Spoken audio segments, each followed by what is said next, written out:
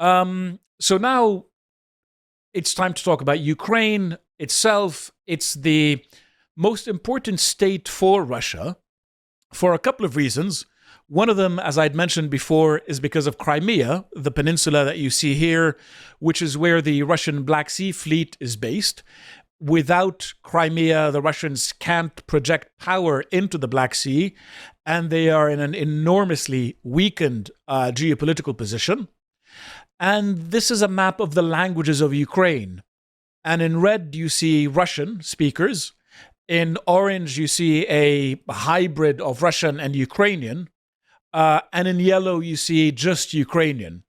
And these are the regions that are closest to Poland. Remember that the Ukrainian language, if you're a Ukrainian speaker and you spend 2 or 3 months in Poland, you have become a fluent speaker of Polish. So in reality, most of Ukraine spoke Russian. The native language of the current president of Ukraine, Volodymyr Zelensky, is in fact Russian, not Ukrainian, because he comes from this area right about here, and that area is very much Russian-speaking. But then there's a little bit more context that is necessary to explain the importance of Ukraine to Russia. And I'm going to go a little bit into a map showing the Ukrainian economy. This is in Russian. I don't understand all of it, frankly. But you see that this area here, Donetsk, the Donbas region, so that's Donetsk and Luhansk, the provinces that sided with Russia after 2014, you see that there's a massive concentration of industry and resources there. And that's not because of Ukraine itself. That's because of the Soviet Union.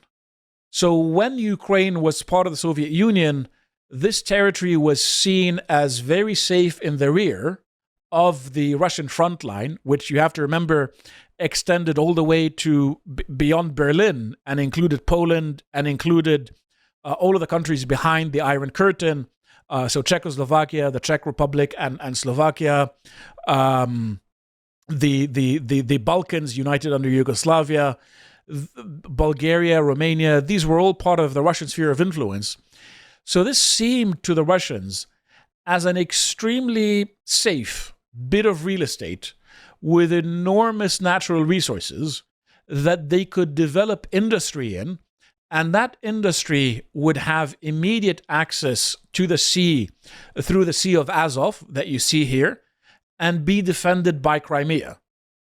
And so the economic heartland of Ukraine and the real source of heavy industries in Ukraine, steel, other kinds of metals, coal, energy, etc., it was very much this area. And it's fully a Russian-speaking area. And we go into Ukraine becoming a democracy and having this series of elections. And in 2004, the Ukrainian government was overthrown because of protests trying to drag it closer to Russia. In 2010, a pro-Russian candidate wins the election, wins the parliamentary elections in 2012, and that's the lead up to Maidan, or Euromaidan, which is where we stopped our previous episode on Ukraine. You can find it on the Lotus Eaters website. So this is the context. You have a country that is deeply divided. The most valuable part of it is here, Luhansk and Donetsk. This is where industry is really concentrated. You have this big area in the middle, especially to the west of Kiev, which is not particularly well developed. You have an incredibly strategic port in Odessa, which is a majority Russian-speaking city. And then you have industry close to the Polish border, which, again, quite heavily developed by the Soviets because Ukraine was fully a part of the Soviet Union. And it's in this division where we sort of carry on. Over the years, from the first Orange Revolution in 2004 until the 2014 Euromaidan Revolution, political life in Ukraine was divided along the question of who should Ukraine side with. And with a population that is 30-40% native Russian-speaking, majority fluent in Russian, the answer wasn't obvious because of orthodoxy. The church in Ukraine was part of the Russian Orthodox Church. They obviously wanted to side with Russia for religious reasons. But there was this siren call of the EU promising success and prosperity. And you end up in this situation where all of political life is divided over who should we side with.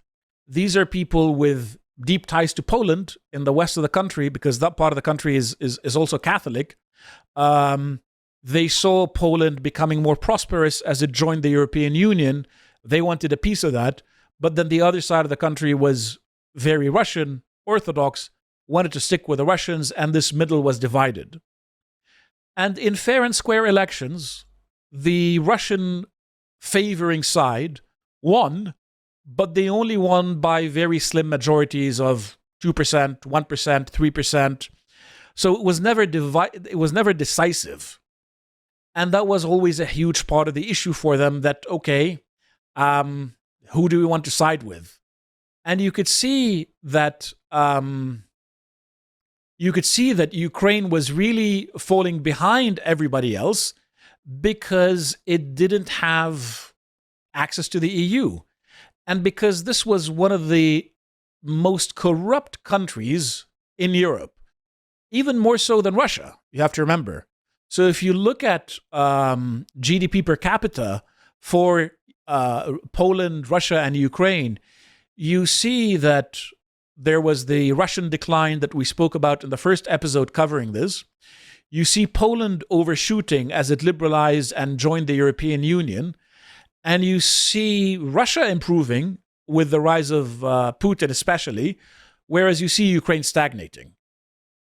And for the Ukrainians, the reason for the stagnation was blamed on two factors: the corruption and the Ukrainian oligarchs, who were really legendary in how much they looted the country. I think Ukraine competes only with Moldova in terms of how corrupt the country was, and still is, I would argue. And that really put a damp on their growth prospects. And this was used consistently to push for closer relations with the EU as the only answer that could be given to solve the problem. And then you have the Maidan uprising. The Maidan uprising was a big wave of protests against the sitting pro-Russian president, Viktor Yanukovych.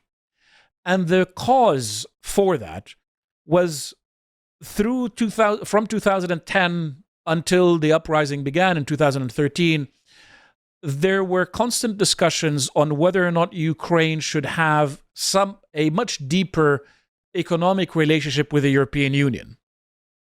From the Russian perspective, there were a couple of problems with that. The Russians were in some kind of customs union with Ukraine where trade was not really interrupted.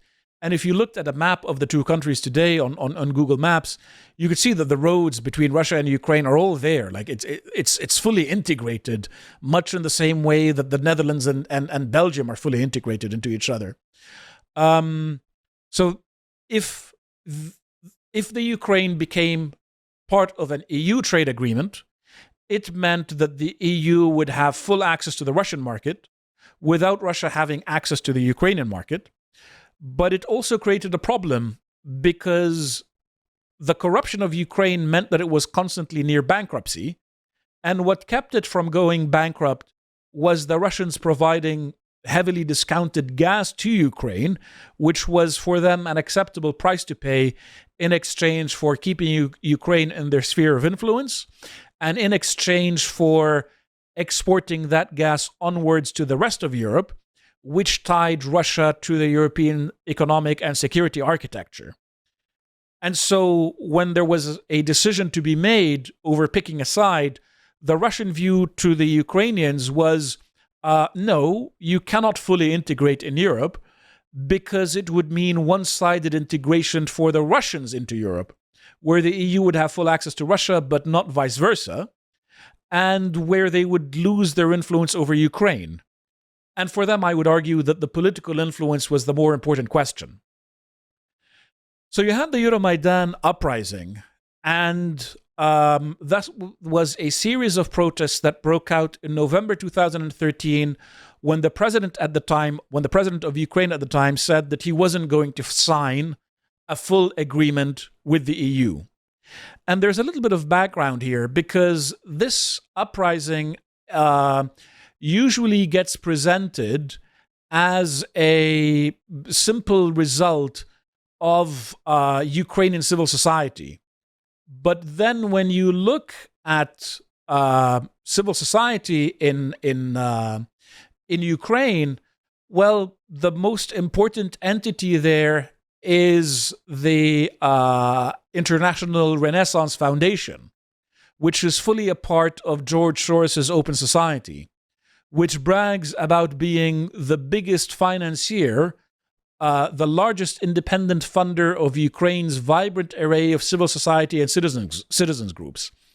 So the people who were protesting in 2014 in support of an agreement with the EU were quite openly part of civil society, but that's a bit of wordplay, because civil society here means pushing forward the ideology of the Open Society Foundation sponsored by George Soros. And that's not a conspiracy because that's literally what it says on the guy's website. And the guy is on record bragging that he started funding civil society and institutions in Ukraine before the Soviet Union had actually fallen. And the philanthropy of George Soros, according to someone claiming that this is misinformation, is focused on promoting democracy around the world. And he is a long-time donor and promoter of liberal and progressive causes. Well, the argument throughout the West and in Russia and in Ukraine is very much about how liberal people should be it in terms of social questions, or be it in terms of demographics, or be it in terms of actually defining democracy. So you had a sitting president in Ukraine who had won a fair election, and the response from the Soros team was, let's sponsor an uprising through what we call civil society and try to get this guy overthrown. If you enjoyed this piece of premium content from the Lotus Eaters, head to our website where you can find more.